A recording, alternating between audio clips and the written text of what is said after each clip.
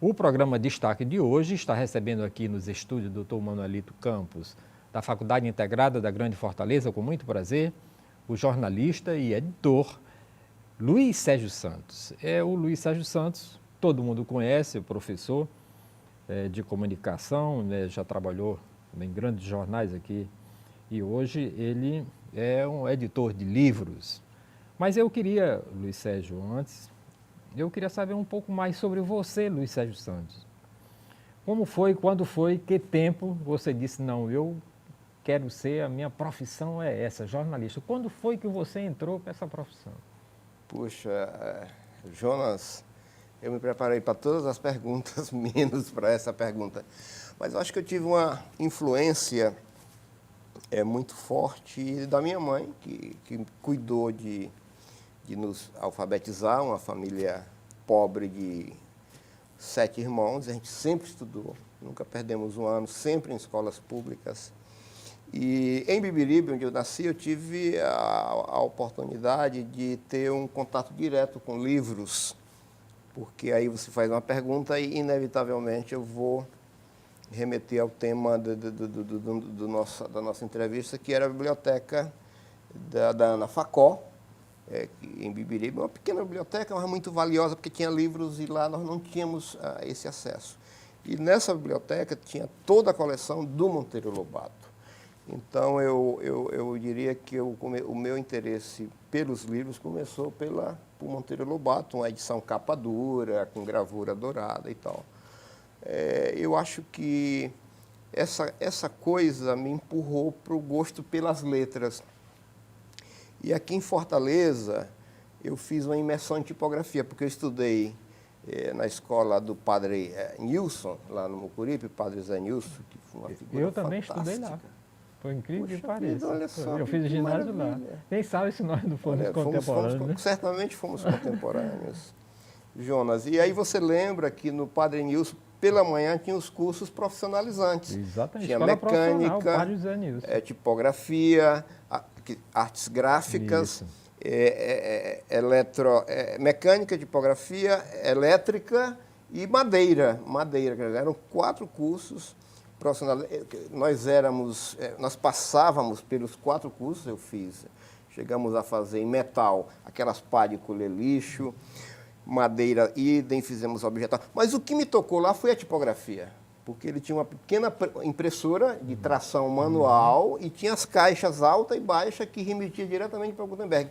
Então, essa coisa para mim foi definitiva. Eu acho que essa imersão na pequena gráfica do Padre Nilson, na escola onde nós estudamos. E eu morei lá, naquela rua.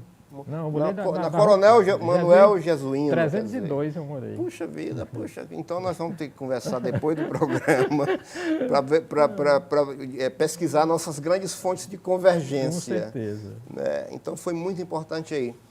E do Colégio do Padre Nilson, Jonas, eu fiz vestibular para a universidade, então eu saí do Colégio do Padre para o curso de comunicação da Universidade Federal do Ceará.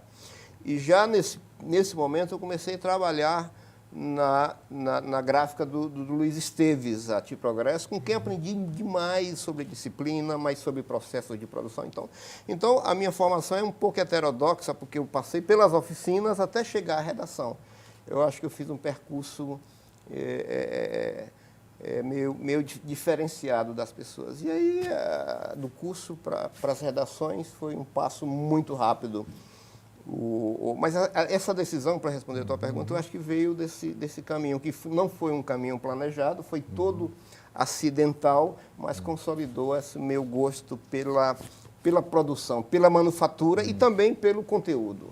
Aí foi por isso que você também começou a editar livros. Muitos anos depois, quer dizer, já na minha maturidade, é que a gente começou uma experiência com editora, com editoração, com produção gráfica, com acabamento, distribuição, com essa coisa maluca que, infelizmente, no Brasil privilegia basicamente o Sudeste, porque os canais de distribuição estão todos no Sudeste, e aí o livro você produz, mas os canais de distribuição são muito complicados no Brasil. porque você concorre com gigantes. Ah, sem dúvida. E não existe tratamento diferenciado, quer dizer. E para a pequena editora, a cota, a participação do ponto de venda é draconiana. A participação, como nós não temos margem de manobra, nem temos volume, quer dizer, uma pequena editora vai trabalhar com 10 títulos, 20 títulos, enquanto uma grande editora trabalha com uma escala de 500 títulos. Então, eles têm muito mais margem. E tá com best-seller, com uma série de variáveis que acabam privilegiando só um polo emissor, que é um problema no Brasil extremamente grave. E como é que você faz para você decidir, por exemplo, publicar uma obra de um autor, de uma figura cearense? Como foi que você seguiu a primeira preocupação nossa como editor foi criar um portfólio, porque quando a gente começou não tinha o que mostrar. Então nós editamos algumas obras, chegamos a fazer uma edição bela, que eu gostei muito, foi uma experiência boa, de Iracema, do José de Alencar, que é um livro de domínio público. Editamos alguns autores cearenses que nos procuraram, Gilmar de Carvalho, por exemplo, nós temos uns 4 títulos do Gilmar, um sobre propaganda, 3 sobre Patativa, do Assaré, um deles é uma antologia do Patativa, e vários outros autores que realmente são todos cearenses, que alguns deles, não o Gilmar, que é uma estrela nacional, mas muitos não teriam chance de publicar numa editora do porte de Rio, São Paulo. De qualquer modo, não é uma coisa meio árdua, é uma coisa meio de você ter uma carga emocional muito grande, de passionalidade muito grande, porque não é uma atividade que dá um retorno, né? Nós tentamos alguma experiência via lei Rouanet, fizemos 1, 2 ou 3 experiências, mas também aí tem o outro processo de captação, etc., que já é um outro desafio. Quer dizer que você trabalhar com cultura sempre é um desafio. É um grande desafio, porque não existe uma política pública diferenciada.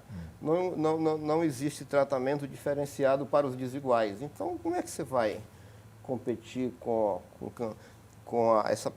as grandes editoras que têm já todo um alinhamento com o distribuidor? Então, realmente é um grande desafio. E você percebe que hoje, no Brasil, as nossas livrarias regionais estão todas desaparecendo, porque também não conseguem competir com as grandes redes.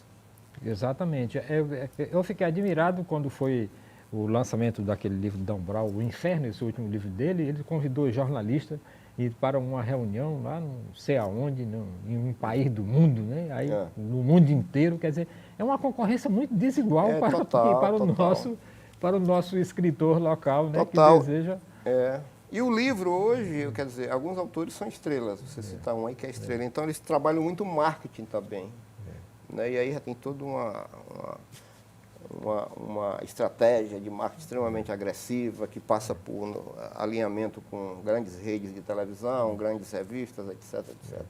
Rapaz, eu queria saber a sua história com o Rui Facó. Eu me lembrei da biblioteca, né? E como é que foi o seu contato, né, com a história de Rui Facó? E vamos falar um pouco sobre Rui Facó, quem era esse cidadão brasileiro, nordestino e de Beberibe, né? Pois é, de Beberibe. Essa biblioteca que eu me refiro era a biblioteca que tinha as obras do Rui Facó. O Rui Facó escreveu, em 1960, um livro chamado Brasil, século XX. E eu vi lá as várias edições do livro, porque esse livro foi traduzido para várias línguas, foi publicado na Europa, foi edições em espanhol, em iugoslavo, se é que existe essa língua, mas uma língua daquela região, em russo. E é um livro que fazia um diagnóstico do Brasil, do processo de formação política do Brasil. E depois, também lá, eu tive contato com o grande livro do Rui, que é o Cangaceiros e Fanáticos, onde ele é um ensaio muito gostoso de ler, bem escrito e extremamente original, onde ele reposiciona alguns fenômenos regionais do Nordeste, dando uma conotação mais política e de domínio, de domínio da propriedade, etc. Então, foi a partir daí que eu comecei a me interessar, e o projeto ele foi ganhando forma, mas demorou uns 13 anos para sair o livro. Quer dizer, da minha primeira entrevista até o livro ficar pronto foi muito tempo, até porque é muito difícil juntar os pedaços sobre o Rui, porque ele morreu em 63, né? Ele morreu em março de 63, quer dizer, quase um ano antes do golpe de 64, e ele era ideólogo do PCB, do Partido Comunista. Mas para juntar os pedaços foi muito complicado. Então eu tive que ter ajuda de muita gente. Tive a ajuda do Inácio Almeida, que é jornalista cearense lá em Brasília, que me indicou algumas fontes.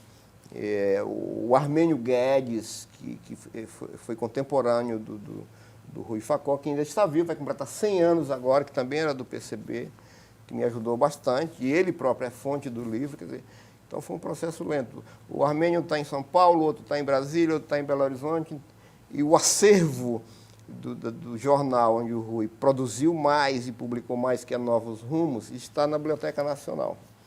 Então, tivemos que também ir para a Biblioteca Nacional fazer essa pesquisa. Então, foi um trabalho lento e eu fazia isso durante, digamos, nas minhas horas vagas, né? Porque o dia a dia acaba engolindo a gente.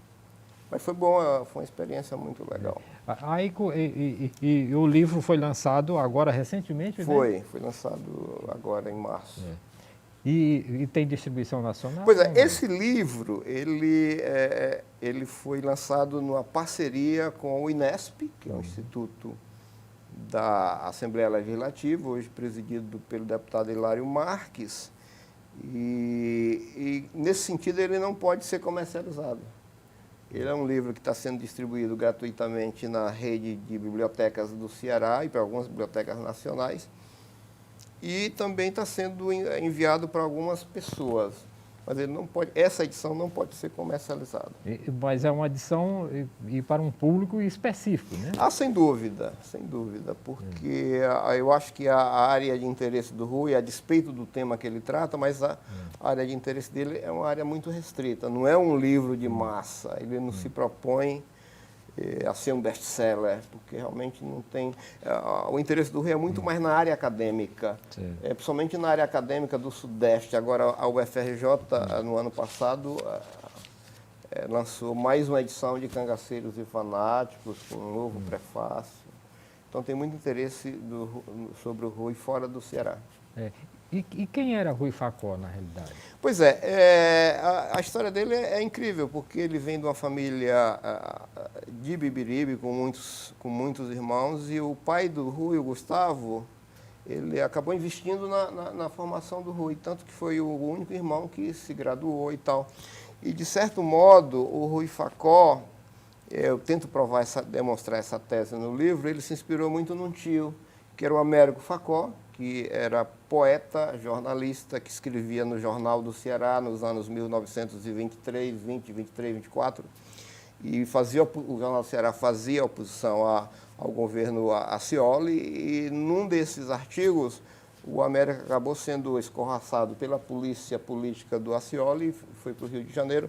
Então, de certo modo, o Rui reconstruiu esse caminho. Mas ele veio para Fortaleza, adolescente aos 17 anos, estudar Direito, aqui no curso de Direito da Universidade Federal do Ceará, que era no centro de Fortaleza, onde funcionou a Secretaria de Segurança na Praça dos Voluntários, se não me engano. Né? E cursou o segundo semestre e foi para Salvador. Eu não consigo demonstrar no livro por que ele foi para Salvador.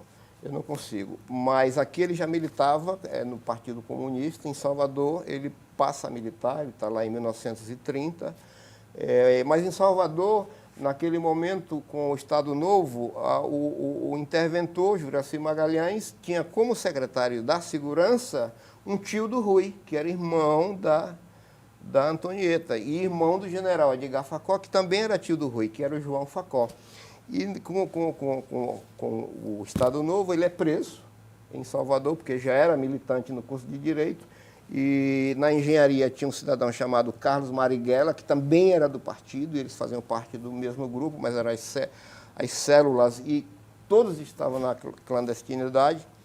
E o Rui o João Facó, que era secretário, acaba soltando o comunista, que era o sobrinho, e em seguida, logo depois, o Rui vai para o Rio de Janeiro. Mas em Salvador, ele conhece o Armênio Guedes, que é baiano, da Chapada Diamantina. O pai do Armênio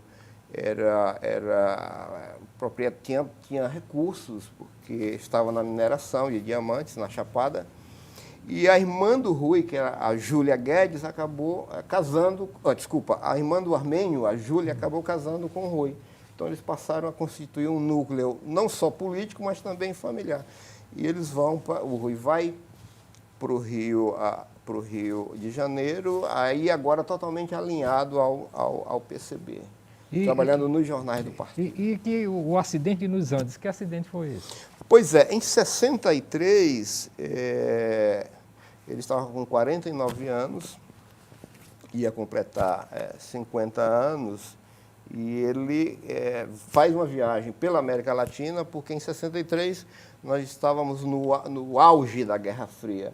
E a América Latina vivia um grande momento em termos de utópicos, porque o Fidel Castro tomou a ilha e aí começou a contaminar em termos ideológicos os países do Cone Sul. Então, existia todo um movimento puxado pela realização dessa utopia. De salvar a humanidade. Sem dúvida, sem dúvida. Então, e aí os Estados Unidos começaram a se preocupar bastante em bloquear essa expansão doutrinária do comunismo transformada em realidade, quer dizer, sai da esfera da utopia para uma coisa real na América Latina a partir de Cuba. E o Rui viaja pela América Latina fazendo uma série de reportagens sobre vai para a Argentina, vai para a Bolívia, vai para o Chile e tal.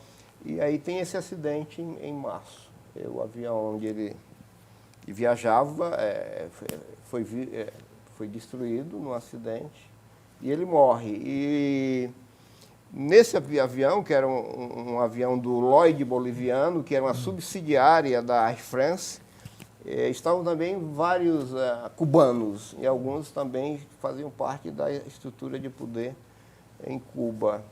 E por que você começa o livro pelo acidente dos Andes? Eu começo pelo acidente. Antes do começo, inclusive, né? Exatamente. Antes do começo. Eu começo o livro, a minha preocupação foi relatar o acidente. Porque há muita controvérsia em relação ao acidente. Quer dizer, há muita controvérsia. E eu quis dar o meu objetivo aí foi dar uma coisa de thriller, começar com ação, para depois resgatar toda a formação dele, a passagem dele para Moscou, no partido e a produção. Eu termino com a produção intelectual dele, a produção dos livros Brasil Século XX, Cangaceiros e Fanáticos, e faço uma projeção de para onde ele teria ido. Se ele teria ido para a luta armada, como muitos contemporâneos dele foram, se ele teria ido para uma linha mais gramsciana, de argumentação, de usar o conhecimento, a palavra, como estratégia de emancipação do homem. E como foi a vida rural dele? Porque em Cangaceiros e Fanáticos a gente sente que ele tem um conhecimento muito grande da vida rural, né? Como repórter, né? Como repórter, ele cobriu eventos das ligas camponesas, ele fez muitas reportagens in loco, mas a questão agrária é um dos grandes objetos do Rui Facó. Ele tem dezenas de escritos sobre a questão agrária e ele via na resolução do problema agrário uma estratégia de resolver os problemas estruturais do Brasil. Por isso que eles apostaram tanto no Jango, que sinalizou nessa linha também. Então, a questão agrária foi o grande motor dele, né? Tanto que em Cangaceiros e Fanáticos, a questão agrária ela pontua toda a narrativa, tanto na parte do Lampião quanto na parte do messianismo, mas o grande fio condutor da narrativa é a questão agrária. Então, ele se movia muito por isso, porque ele via nesse problema a raiz das desigualdades estruturais no Brasil, desde as capitanias hereditárias. Então, e quando ele disse somos todos comunistas? Não, na verdade, essa afirmação é mais do autor do que do próprio Rui. Em Salvador, né, quando eles estão no curso na Universidade da Bahia, que depois virou Universidade Federal da Bahia, é que eclode esse sentimento corporativo de ver na utopia comunista uma grande saída para o Brasil. Então, esses somos todos comunistas é uma apropriação que a gente faz até de alguma coisa da Zélia Gattai, já que o Jorge Amado também era do grupo, era contemporâneo dele, viajaram junto para a Tchecoslováquia, para Praga, depois para Moscou, o Graciliano também, que todos eram do partido, eram comunistas de carteirinha. Depois que o Khrushchev faz a revisão do Stalin, que o cristal quebra e aí pedaço de cristal para todo lado. E quando a gente diz comunista de carteirinha, porque tinha uma carteira mesmo? Tinha carteirinha, comunista de carteirinha, tinha a carteira do partido, o partido emitia a carteira. Né? Tanto que muito interessante, né? Um dos ícones que se usa muito do Marighella é publicar a carteira do Marighella. Existia solenidades de entrega da carteira. Tem até aí no livro uma foto onde tem uma dessas solenidades de entrega da carteira do partido. Aí ele entrou aqui no 4º capítulo, você fala da imersão na doutrina do comunismo, né? Ele como os grandes ideólogos do partido, eles faziam um estágio em Moscou. Né? Quer dizer, muitos foram para Moscou fazer aquele treinamento. E aí tem um capítulo no livro que eu explico como era esse treinamento, porque eu tive a felicidade de entrevistar, olha só, de conversar e gravar uma conversa com o contemporâneo do Rui em Moscou, que foi a parte mais difícil para mim resgatar essa história. Então ele relata o que eles faziam lá, o que eles estudavam, né, quais eram as disciplinas, quais eram as atividades práticas dele lá. Então, essa imersão quando o cidadão voltava para cá, ele voltava totalmente, digamos, contaminado, isso não vai nem um juízo de valor, pelas ideias estruturantes da doutrina. Perfeito. E os camaradas dos Novos Rumos, que camaradas são eles? Os Novos Rumos, eu acho que esse jornal, que a última edição do Novos Rumos terminou no dia 1º de abril de 64, quer dizer, o primeiro dia da Revolução, uma das ações da Revolução foi destruir a redação do Novos Rumos. O jornal acabou, todo mundo entrou na clandestinidade. Mas era uma escola de jornalismo. Era uma escola de jornalismo, era uma grande escola. O Novos Rumos ganhou um capítulo especial, né, nesse livro, porque era um jornal muito bem feito, graficamente bem feito, e era um jornal, obviamente, que era alinhado ao partido, mas tinha muita informação também. Quer dizer, ele não só doutrinava, mas ele informava e ele defendia as grandes bandeiras do partido. E as grandes bandeiras que o Novos Rumos defendia era a reforma agrária, mas fazia campanha contra o imperialismo, era muito forte o imperialismo americano, contra os trustes americanos que chegavam aqui. Então, era um jornal bem interessante. E formou muita gente, quer dizer, tem um elenco de pessoas que passou pelo Novos Rumos. Um deles foi o Zé Mário Gazaneu, que chegou a trabalhar na Globo. Eu entrevistei o Zé Mário Gazaneu no IBGE, né, no Rio de Janeiro. Ele era diretor de comunicação do IBGE. Mas tem uma história interessante que eu não sabia, que o Hélio Gaspari, que é um grande jornalista brasileiro, com certeza, ele começou aos 17 anos no Novos Rumos, e o tutor dele, quer dizer, quem acompanhava ele era o Rui Facó. Então, Ele fez depoimento para você? Fez depoimento. Eu consegui conversar com o Hélio Gaspari, porque ele não dá entrevista. Ele não dá entrevista. Ele conversa, mas não dá entrevista. Não, ele não dá entrevista. Então, porra, como é que eu vou falar com o Gaspari se ele não dá entrevista? Aí tive que criar uma rede de relacionamento. Então, dentro de uma rede de relacionamento, foi marcada a entrevista com ele por telefone. Então, eu conversei com ele por telefone. E aí eu conversei com ele o tempo que eu quis, por telefone, fiz as perguntas. Eu relato isso aí detalhadamente. Ele me ajudou muito a reconstituir o estilo do Rui Facó como pessoa dentro da redação do Novos Rumos. E ele só falou porque era Rui Facó. Que eu acho que ele tem esse sentimento de gratidão com o Rui. Então, mas a convivência não foi aí por 2 anos e meio, porque o Rui morreu muito jovem. E uma coisa curiosa, Jonas, é que quando o Rui morreu, Cangaceiros e Fanáticos não havia sido lançado.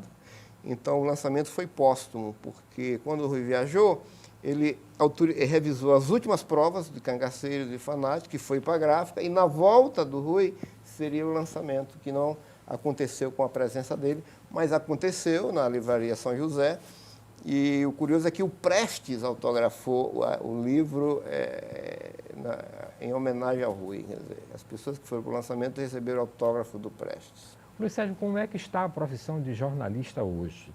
Hoje, a gente vai encontrar e vai ver grandes jornalistas nascendo agora, se transformando em esses grandes jornalistas que passaram pela nossa geração? Jonas, eu sinceramente, eu acho que nós estamos vivendo uma transição que qualquer diagnóstico vai cometer muitos equívocos, porque o perfil da profissão mudou totalmente. Quer dizer, o fenômeno da internet, quando eu comecei em redação, você não tinha esse fenômeno de internet, Google não existia, quer dizer, as nossas apurações eram todas direto ao ponto, com fontes primárias. E se eu dissesse que a máquina de escrever ia sair da redação, a gente era lixado, né? Sem dúvida. Ninguém jamais esperava que a máquina de escrever saísse de lá. Inimaginável, inimaginável. Então o perfil mudou muito. Hoje eu vejo esses jovens que estudam jornalismo, eu converso com eles nas primeiras semanas de aula, e muitos deles querem ir para assessoria de imprensa, querem ir para audiovisual, porque na nossa época de formação a gente focava redação e prioritariamente redação de jornal, porque também as opções eram muito poucas. E lia muito, eu vi uma pesquisa da USP dizendo que o curso de comunicação, os estudantes lá da USP liam 4 livros por ano, fora os livros obrigatórios, né? O que é um absurdo completo, a quantidade de livros que a gente lia. Né? Ah, sem dúvida. A gente lia também por hábito de leitura, né? Porque existia o hábito de leitura. Hoje o hábito de leitura está em xeque, porque essas novas mídias distribuem aqueles flashes e acabam alimentando a leitura, satisfazendo, e não tem um conteúdo de consistência. Eu me lembro de Humberto Eco, né, o autor de O Homem da Rosa, que diz que hoje o que a internet faz em um dia, né, é comparado a um século das grandes enciclopédias. Né? Sem dúvida. E que está lá à disposição, né? Que ninguém sabe quem escreve o quê. É fenomenal, tem esse fenômeno aí do Wikipédia, né, que é essa enciclopédia que tem que ser vista com muito cuidado, porque qualquer pessoa pode publicar também, pode publicar barbaridades, né? E alguém pode até acreditar. E alguém pode acreditar que essa é uma coisa, né, que tem acontecido, né? Você publicar,